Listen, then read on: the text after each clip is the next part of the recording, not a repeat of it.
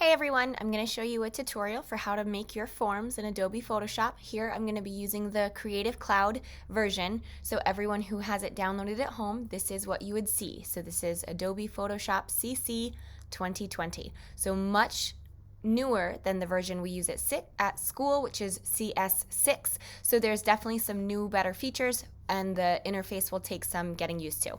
So what you're going to do is create a new document or open up the one you already started.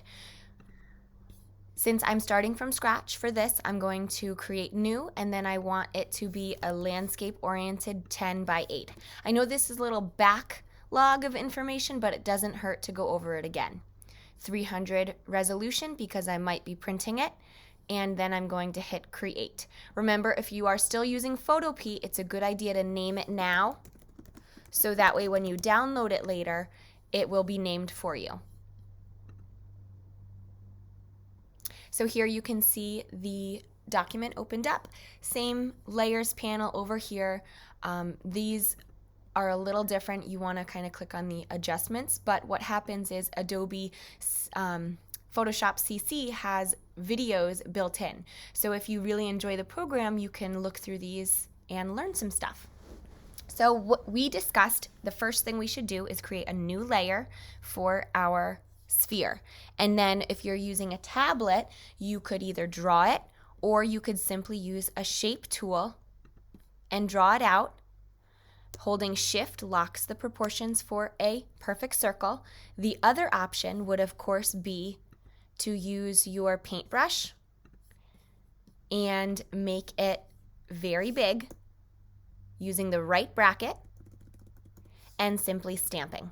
Okay, this looks very blurry because my edge hardness, so I'm going to drag that bar up and then you'll see it become solid.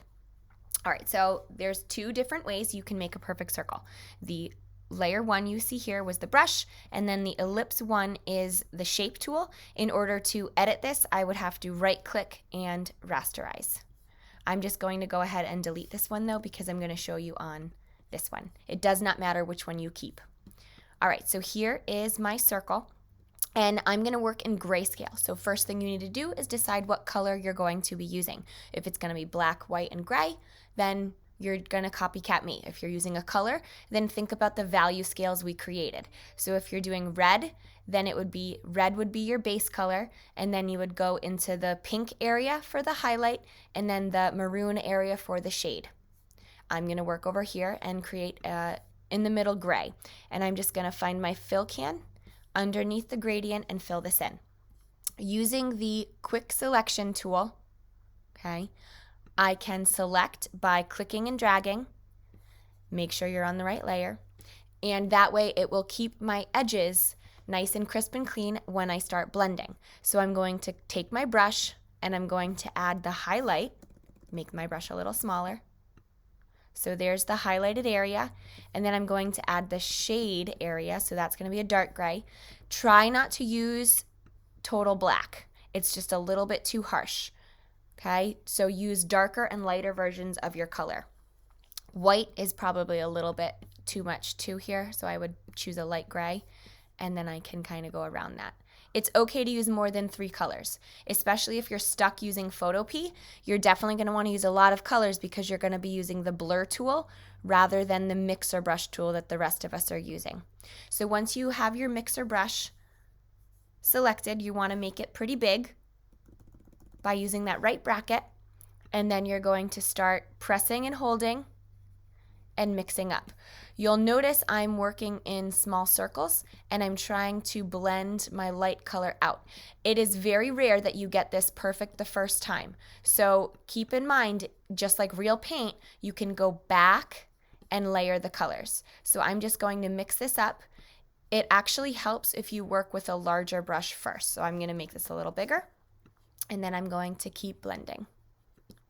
And you want a soft, fuzzy edge. Keep in mind, if I go from dark up, it will bring the dark color up into the light. If I click on the light color first and bring it down, then it will bring the light color into the dark color. So you're just going to blend those out. If you see any rough edges, then kind of wiggle the brush over them. So press and shimmy back and forth, okay? It takes some time to get this right.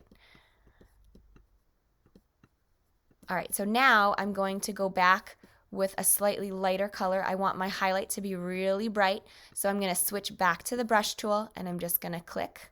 That was not as light as I wanted it to be.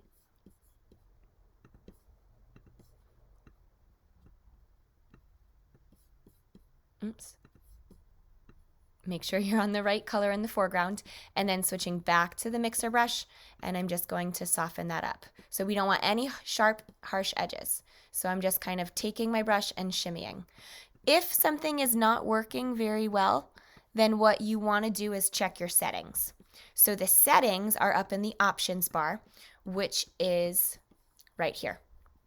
Okay, so this will load color from this selection. So if that's messing with you, then it might help to just eliminate and have a checkered box here, because that means it doesn't mix with anything except what you see here. The wetness is how much it represents wet paint. The load is how much, paint is loaded on the brush, and then the mix is how much it's actually mixing. If you're struggling, then you want to take these numbers and lower them. Somewhere in the 50s, maybe even at a 20% mark. But that's the first thing I want you to do, is play with that if you're really struggling. So again, this one will change this color from loading to the foreground color, or I can click this and it would eliminate adding in a color, and it would just use what you have here. Okay. Once you're all set with your sphere, you're going to press Control D or Command D if you're on a Mac, and you will see that soft blend edge. And now we want to make a new layer for our shadow. So I'm going to grab that ellipse tool, and I'm going to drag out what I think the shadow shape should be. Next, I want to fill this. So up in the top in the options bar, you're going to choose a color. So I'm going to pick a dark gray. You really don't want to do harsh total black because it just looks too fake. Now the reason this ellipse is in front of the sphere is because the layer is on top. So I'm going to take this and drag it down, and then you will see it go behind that, and now it looks like my sphere is sitting on the ground. So the sphere is done, and I'm ready to move on to the cone. That is the other shape that I showed you in class. So I'm going to just get rid of these so they're not in my way. I'm going to make a new layer for my cone, and I'm going to start with an ellipse. So I'm just going to make a skinny oval, and then on that I'm going to draw some lines. So you can either use the line tool here, or you can use the paintbrush. And we're much more familiar with that paintbrush, so I'm going to stick with that one. So I'm going to zoom in to my ellipse so I can really see what's going on. And then I want to try to find the center point. Now, if you mess up, this is going to be a little challenging to erase. So what I'm going to do is make a new layer, so that way if I do make a mistake, it's much easier, and then it doesn't have to be perfect the first time. So I'm going to start right here because it looks like I'm in the center, and I'm going to click, and then, oops, I'm still on the circle tool. So clicking on my paintbrush, making that line, circle a lot smaller. From the center here, I'm kind of imagining going straight up. However high I want, I'm going to click, I'm going to press and hold Shift, and then I'm going to click right here on the outside edge, and it will connect my line. Now I'm going to do the same thing to the other side. I'm going to click, press and hold Shift, and click to the outside. That looks pretty good. I can always touch it up after. So now what I need to do is merge these two shapes, these two layers, because they are not an enclosed shape. So if I were to take layer 2 and try to fill it, it would fill in the whole document because these are not merged together. So it doesn't view it as a closed shape. So I select both, I right click, and I merge my layers. Now they have gone to one layer. So now I can fill. And I'm going to click the fill can twice so it gets rid of the little halo line. Let me show you that one more time. If I zoom in, you can see the halo. If I click again, it will disappear. So now this is a very flat cone, and I want to add the same shading I did to the sphere. So I'm going to use my quick selection tool, click and drag, and it will auto select. If it doesn't, try again. Click and drag, and there we go. So now that will give me the sharp crisp, clean edge without having to worry about where I'm coloring. I'm going to add the light to one side and the dark to the other. This one is actually really light, so I'm going to add a mid-tone, and I'm just going to, again, color kind of crazy like. It doesn't have to be perfect.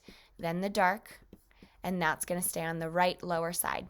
So we always want to have the same light source. So your light source, if you're copying mine, is going to be top left. So you will see, I'm going to make a new layer here. Well, you can't see because I'm outside. I would be drawing outside of the selection. But this is where my light source is going to come from, top left. All right, so now I'm clicking back to layer 2, so I'm blending the right colors, finding my mixer brush tool, and I'm just going to softly blend them.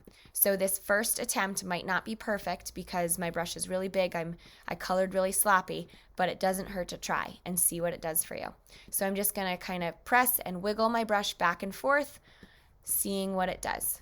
Remember, if you go from the light colors over, it will bring the light over to the dark. If I go from the dark color over, it will bring the dark color back. And I'm just going to sit here in the middle and kind of wiggle my brush back and forth, and that will help smooth out those colors.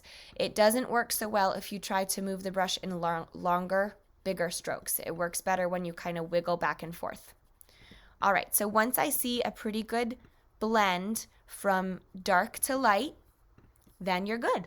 I think I'm going to go back and add a little bit more of a highlight on this left-hand side. So switch back to my brush tool, kind of add in that line, switch back to my mixer brush tool. That's going to be the most annoying part of this. You can make the brush a little smaller if you want, but I'm just going to hang out on this outside edge and blend that color in. All right, once that's done, Control or Command D to get rid of the running ants, and we're going to add a shadow. So I've already got layer 3 here for the shadow. So now what I'm going to do is use that dark color. You really do want it to be the same color as your shadow for your sphere. So what I can do is use the eyedropper and select, and then I know I have the right color. So now back to layer 3, I'm going to use my paintbrush. So the shadow for this guy goes to the right, okay? It's very flat, it goes to the right. So I want to do the same thing for this, but it's a lot trickier because of the point. So I'm just going to guess. I'm going to click, press and hold shift, click, press and hold shift, and I'm going to come back. And I want to kind of hit this point here, and then you wouldn't really see what's underneath here. And then I'm going to close my shape in. Now I don't really have any area to fill, but let me drag that underneath layer 2 and see what I got. That actually doesn't look too bad. So the next thing I could do is maybe move this line to go a little bit lower.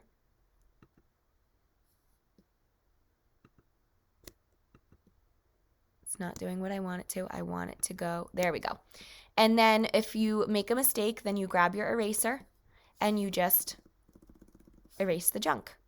So I can erase that little bit there. And then I can erase so that it comes to a perfect point. And this will take some time, and I'm not going to perfect it because you guys are going to get bored watching. But you guys will make sure that all of your shadows emulate the same shape as your form. So this should be pointed and have a triangular appearance to it. Wow, I'm struggling talking. Okay, so that's pretty good. Again, I probably erased too much here. It looks a little awkward, but you guys get the idea. All right, I'm just going to get rid of those so that way they're not in my way, and I'm going to make a new layer. For this next one, I'm going to show you how to do the cube, and then you would do the same exact thing when you do the rectangular prism. It would, of course, just not be a perfect cube. So I'm only going to show you one, but you have to do both. So the first thing you're going to do is you're going to create your square. So again, if this were a rectangular prism, you would make it tall and skinny or long and skinny. If it's a square, press and hold shift so you lock in those proportions. Let go and it will fill in. For the front of your sphere, you want this to be your middle gray. So choose a gray that's not too dark.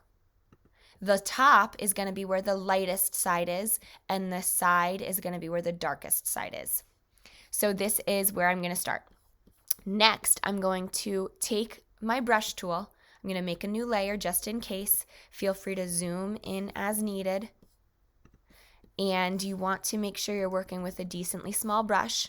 And I'm going to use this lighter color because I'm working on the top here. And I'm going to press right here, press and hold shift, and then I have one line. Now the thing with cubes and rectangles when you're drawing them to be three-dimensional is this line, this angle matters. So instead of trying to match it perfectly, what I'm going to do is hit Control J, and you'll notice it made a copy. Now if I take my arrow tool and I drag, I made a copy and I'm going to move it over here. Now it is the perfect match of that line. I know it's the exact same angle that I drew in the first one. So these will be what you would consider parallel lines. I'm going to do that one more time, Control J, and then I'm going to drag copy 2 down to the bottom corner. Oops, copy 2 down to the bottom corner. And I'm just going to make sure it touches. As you can see, it touches the square. I'm going to move it out just a little. Okay, so those are good. They are exactly where I want them to be. Now I'm going to connect those points. So I'm going to draw a perfectly horizontal line and a perfectly vertical line. You guys should know how to do that. I'm going to make a new layer just in case I mess up. Grab your brush, press and hold shift, and just drag across. It should match up perfectly, okay? It might look a little off, okay, but I promise they're going to be parallel. Okay, so right at that end point, click and hold your mouse, click and hold shift, and drag down. Stop when you get to that end line. If you make a mistake or one of them doesn't quite reach, then grab your eraser and just erase those little bits. This is not going to erase because I'm on the wrong layer. Instead of clicking through all my layers, what I'm going to do is I'm just going to merge them all. So I'm merging my lines to my rectangle because they're good. Don't merge them until you're all set. Now, when I try to erase, it will erase. So next, I need to apply the right colors. So I'm going to use this light color on top, and all I need to do is use my fill can. And then I want the darker color on the side. Now, that's a little bit too harsh. So I'm going to go ahead and click this one. Oops. I'm going to match this color, and then I'm going to make it just a little bit darker. So I'm just going to go down a hair, and then I'm going to fill that in. And that is a little bit more natural.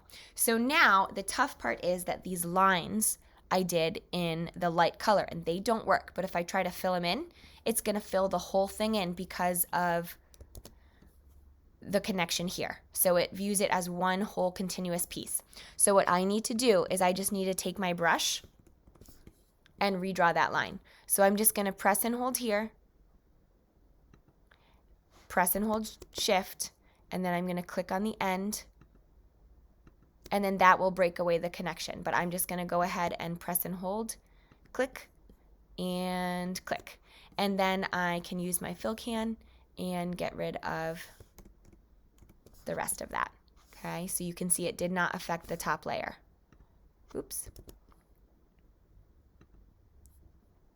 It might be easier just to go over with your brush if you're struggling reaching with the fill can. Oops. Okay, so just make good choices about that, and you want to make sure that you can see a clear difference between all three of your side panels. And then I would have to add, of course, the shadow. So I'm going to make a new layer, and then I'm going to draw the shadow. And it should look something similar to this. It needs to actually be a little bit taller. So I'm going to hit Control T to free transform and drag it up just a little bit so that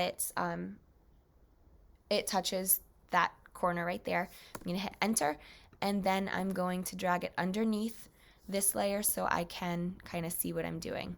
All right, so now once I get that situated, I can edit this by rasterizing it, and then I need to do some erasing. Okay, if you're struggling with angles, it's just not working quite right and you don't know what it looks like, then grab a reference image. I'm gonna go ahead and erase that so it's at an angle and that looks more natural. All right, so now let's compare that. So there is my cube, and actually what I'm noticing is that this shadow is the same exact color as this because I didn't change it. So I need to make sure that I change that. So to change the color, I can use the fill can. So I'm going to find the paint bucket, and then I'm going to grab this color so I know I have it, and then I'm going to go a little darker. Okay? The other thing I was saying is that you really want all your shadows to be the same, so you can also find another one. So I'm just going to make that one visible, and you can select a color from there because it's even darker than the one that I had picked. Then I'm going to fill that one in. All right, there we go. So now here's the tricky thing, is when I start to make everything visible again, it's a jumbled mess.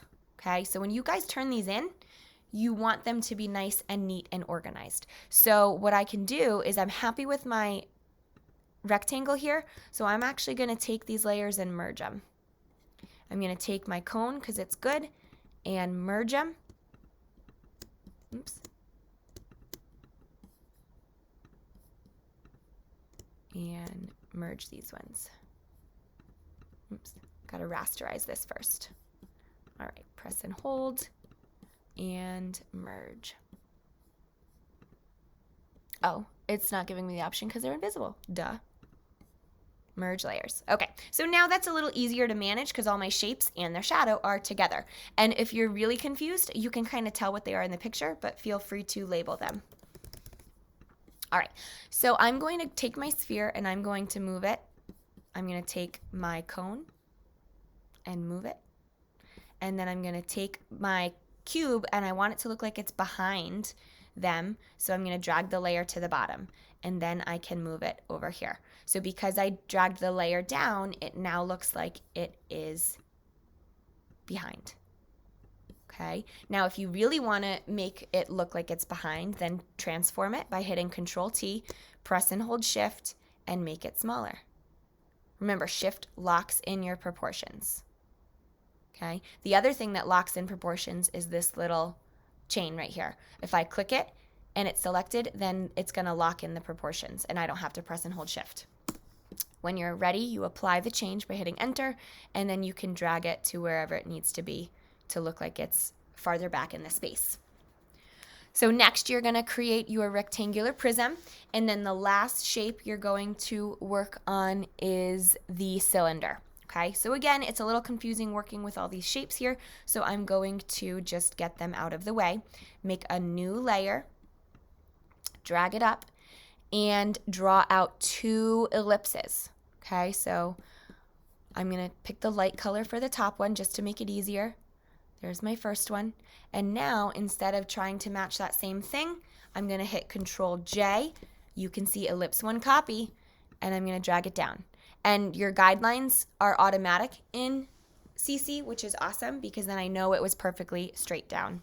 So now, before you draw the lines, what I want you to do is change your color because this is going to make the next part a lot easier. Okay, so change your color, and then you're going to connect them. So I'm going to make a new layer, and I'm going to go from the edge, and I can just click and press and hold Shift and click, and it will connect to the edge.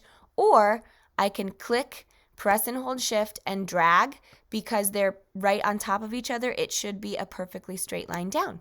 And now you can see that form of a cylinder already happening. So what I'm going to do next is I'm going to merge these, and then I need to fill this in. So the reason I changed the color before I merged them is because when I fill this, I want the side to be a color not like the top, because the top is going to remain light for my shading. So I'm going to click this and click this so it's all one color. And then I can always go back and change those little blips later because they don't really make sense there. But now you can see it looks like a solid shape rather than a see-through shape. And I'm going to grab my quick selection tool. This one's a little different, okay? Because I don't want to select the top. That's not part of the shape I'm trying to blend because that's going to remain one flat color just like the cube, okay? So the cube has 3 panes of flat color. So the cylinder will be like a mix of the cube and the cone. So it's going to have one flat pane of color, but then we're going to blend like we did on the cone and on the sphere. Okay, so I'm going to get rid of this guy. And I'm going to grab my quick selection tool and drag across the base of the cylinder. It should not automatically select the top because it's such a different color. Okay, so set yourself up for success and make sure they're different colors before you get ahead of yourself. Now I'm going to freely be able to color inside of this area and add my light and my dark. So here's the light, okay, and then I'm going to add some dark. Oops, hit cancel by accident. Some dark on the right-hand side. All right, so now switch back to your mixer brush and blend away. Remember, little wiggle, jiggle strokes. Make it smooth. If I go from dark to light, it carries the dark more. Okay, carries the dark more if I move left to right with the dark color. And it's about an even balance. You don't ever want to see a harsh, sharp line. Okay, but you also don't want this to be too dark. Be careful of how you're moving your brush because I accidentally grabbed some of the light. Okay, so I'm just again in little wiggle strokes, kind of taking the dark over, and I just want to have just an even blend in the middle here. I feel like my dark is a little too dark, so I'm just going to lightly drag this over so it lightens it up a little. Okay, I think I'm happier with that. All right, and like I said, it's not going to be perfect on the first time. So the running ants are a little bit in my way. It's hard to see if there's enough contrast between my top and my side here. I think it's not going to be enough, so I'm just kind of darkening up this side now, and then we'll see how that looks. You might have to redo, okay? But you want to have a clear contrast in all areas of your forms. All right, Control D to get rid of the running ants, and that looks pretty good. So I'm going to be particular, and I'm going to really zoom in on this. I'm going to grab this color, switch to a small brush, regular brush, and go ahead and stamp over that area because it does not help my illusion. Last thing is going to be your shadow. Make a new layer and go ahead and draw it out. Pick a dark color. I can change it later to match the others. And then this is going to have a similar shape as a rectangle. So I'm going to use the rectangle tool to make it easier. All right, so I'm just going to draw that out. Move my layer down so it helps the illusion better. And let's see. I'm going to erase some of it. Got to rasterize the layer in order to erase. And that's fine with me. Okay, so once you're happy with all of your forms, merge those. And then I'm going to make them all visible and try to come up with my final composition. So you guys don't see my rectangular prism here. You will have 5 shapes, 5 forms, I should say. My sphere is way too big right now. I'm actually going to move it down just to see what that does for me. And then this looks fake, so I'm going to put that one behind. That's better. And just really be a stickler for, you know, how your composition is. I'm going to put this one over, and then I have to drag this layer above because the shadow is in the way, and that looks pretty good. I can distort this one too if I wanted to. If I free transform, unlock it, and I can make it taller. That would be okay. That looks better. And then maybe my rectangular, my cube is not big enough, or maybe the rectangular prism is going to go behind it. I don't know. Maybe I want my sphere to sit on top of something else. So you could play with that and make it look like it's sitting on top of something. That would be way more interesting. But then I would, of course, need to adjust my shadow and do some erasing there. I'm going to keep it down here. Once you're good with all your forms, then you need to work on your background. So I'm dragging layer 7 down to the bottom, and this is going to be my background. So the first thing I would recommend is give yourself a table line separating your wall from your floor. And this one I'm going to make solid black. So this I want to just be a simple straight line across. So I'm just going to press and hold shift, grab my paint bucket, and fill it in. And compare and contrast, is that too dark? You can always lighten it up. You just want to make sure you have enough of a contrast. Fill that in. That's better. Okay, and then the top, maybe I want to do a gradient, so have some fun with your gradient tool. It will automatically make one based on the two colors you have here. So if I change one of these, it will change this, okay? And then I want to stick with grayscale though. And then what you're gonna do is you would draw and it will create and fill it in, okay? So for this purpose, I just want it to be the wall, so I need to make a new layer and drag it underneath there so this bottom color will cover it. And then you can go from left to right and see what drawing across the whole way versus drawing in a small line does for you. You can see that there's more black or less black to more gray. Going this way, dark to light, going diagonal up. They all are different. Now I'm going to change my light gray to white because it's not contrasting the tops of this enough. And then I'm going to go, I don't like the sideways. And you don't have to undo everything. Even if I just trace over it, it will change it. I really am liking the dark coming from over there because it's emulating what the light source is. So that's how I'm going to do it. I have my light source here to dark here, and I like that. And then I'm not liking the contrast here, but I'll just keep playing with it. But you guys get the basic idea. So keep fiddling, and then remember that when you're finally done with this, ready to turn it in after 2 more classes spent on it, you're going to save it as a JPEG, okay? So save it as, and for all intents purposes, if you guys are working on CC, I wouldn't even worry about the cloud documents. I would just save it to your computer. It's a little easier. And then you want to just make sure you're changing it to be that first JPEG option. Do not hit JPEG 2000 or anything. I know the options on a PC are a little bit more confusing. It's a little more clear on a Mac that I'm using, but make sure it's a JPEG. Make sure your naming format is followed. Save it to your desktop or somewhere where you're going to remember you saved it, and then you're going to upload it to the Google assignment from there.